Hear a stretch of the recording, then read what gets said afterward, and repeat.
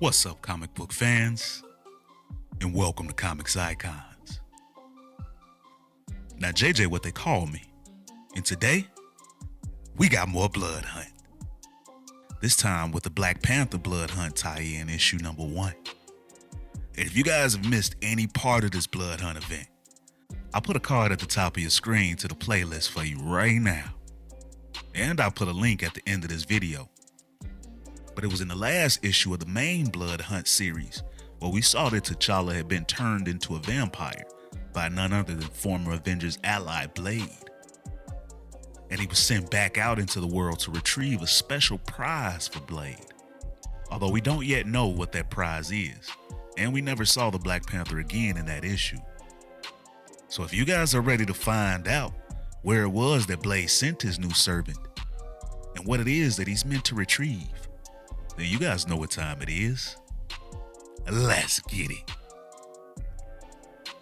So when we pick this issue up, we find T'Challa running through the Djalia, also known as the Ancestral Plane. But he's not welcome there now that he's been possessed by the vampire spirit. He's told that he's defiled the dominion of Bast for bringing his demon spirit to this place, and that a debt must be paid.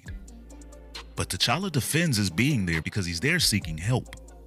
He wants a way to protect Wakanda, but his plea is met with aggression as one of the Panthers leaps onto T'Challa and holds him down under the water, telling him that he's only brought death, and Wakanda will never fall again. They are slaves to neither man nor God. But after a short while after being left unconscious by the Panthers, T'Challa wakes up inside of the Temple of Bast, alone with nothing but his curse as his companion. But he also wakes up with the heart-shaped herb floating alongside of him. And while it appears that T'Challa doesn't want the herb, it knocks it away.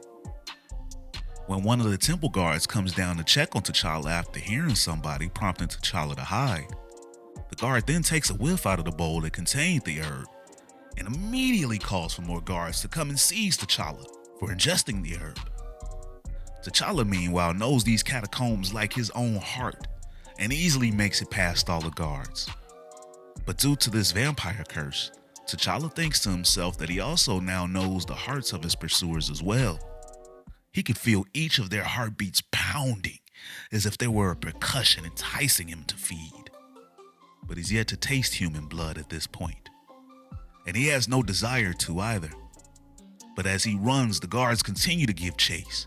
The defiler must be caught, they yell.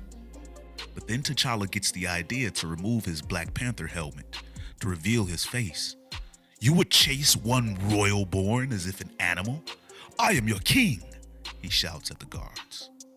And then he tells them to stand down. The funny thing that happens is that's exactly what they do. They stand down and they drop all their weapons in unison. What madness is this, T'Challa thinks to himself. But it's not madness. One of the powers granted to him by Blade is the power of influence, as now all of the guards are under T'Challa's control now. And then he thinks to himself that this would be useful in defeating the Blood Coven. Now, when T'Challa had gotten attacked by those Panthers earlier, he was told that his demon boss would eventually seek him out. And when he leaves the temple and makes his way to Burning Zana, aka the Golden City, he's indeed visited by Blade in sort of a spirit form, kind of like a Jedi Force ghost.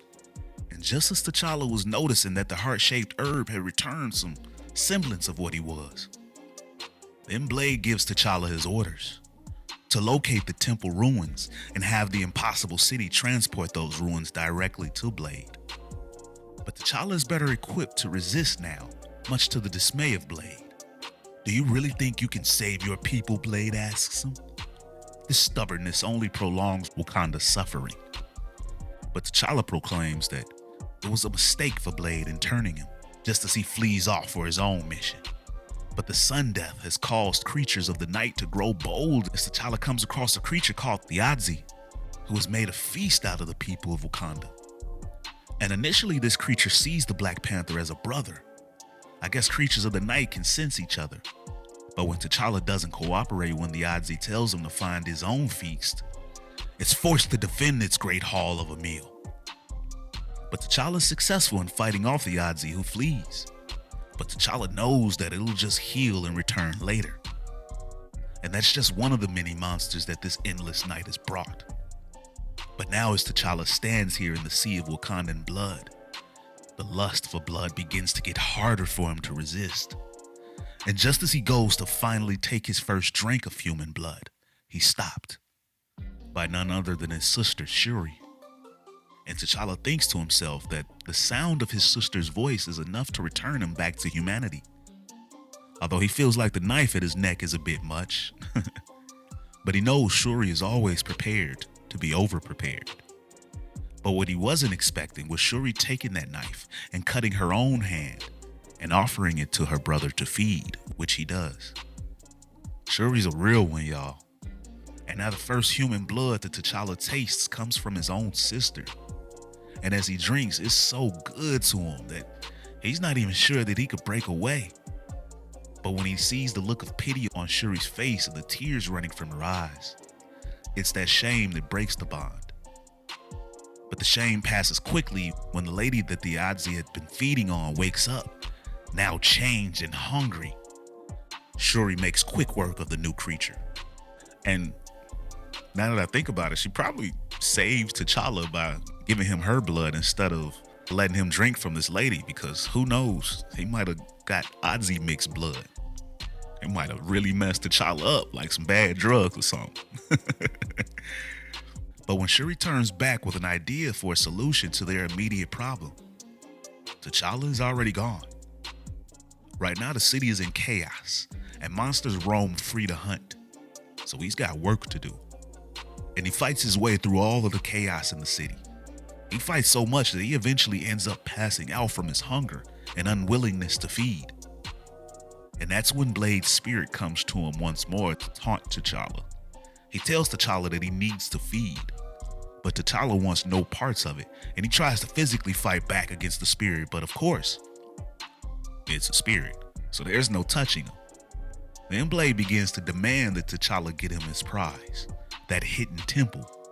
And if he doesn't, then Blade threatens to raise Wakanda himself, and then he leaves T'Challa to wallow in self-pity. But T'Challa is then overjoyed when Shuri projects a hologram contacting him. She's found a safe place under an artificial sun with some survivors. But their resources are limited there for the people to survive on, so she knows that she will eventually need to evacuate, which will be super dangerous the second that they leave this place. But she suggests that they go to Latveria since the Dark Force hasn't been able to penetrate Latveria's borders, which we actually saw at the beginning of Blood Hunt. T'Challa though refuses to let Shuri take his people to Doom for help. But Shuri doesn't care what he wants, or that he's king. In her mind, he's no longer even capable of ruling himself. And she's right, T'Challa thinks, as he abruptly ends their call after Shuri had just checked him. His body is no longer his own. The bloodlust is calling him, as is Blade's demand. And the longer that he stays in the city, he knows that it makes him more of a danger to it, because eventually he won't be able to hold out. And the only choice for him now is to return into exile in the wilderness. And as he goes deeper into the wilderness and away from all of the people, his bloodlust does start to subside, and he's no longer tempted to be a predator.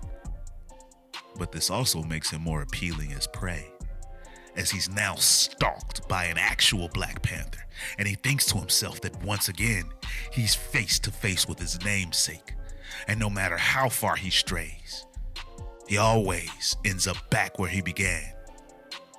And that, my friends, is the end of the issue. So what did you guys think about the issue? And how you feeling about the Black Panther being a vampire right now? And what do you guys see happening later on with T'Challa and Blade? Do you think that T'Challa will be able to continue to resist them? And what is this temple that Blade wants? Plus, I've heard more and more theories that Blade is being controlled right now during this event. Do you guys agree with that theory? And if so, who do you guys think that it is that's really behind all of this? I want to hear all you guys' thoughts and theories on it. And as always, if you guys enjoyed this video and this channel, and you'd like to support the channel, then you can do so by stopping by the Comics Icons store and picking you up some of this Comics Icons merchandise including the background music heard right here in this video available for download at the store, or by joining the Iconic Fan Club channel membership, and it'll be a link in the description to join.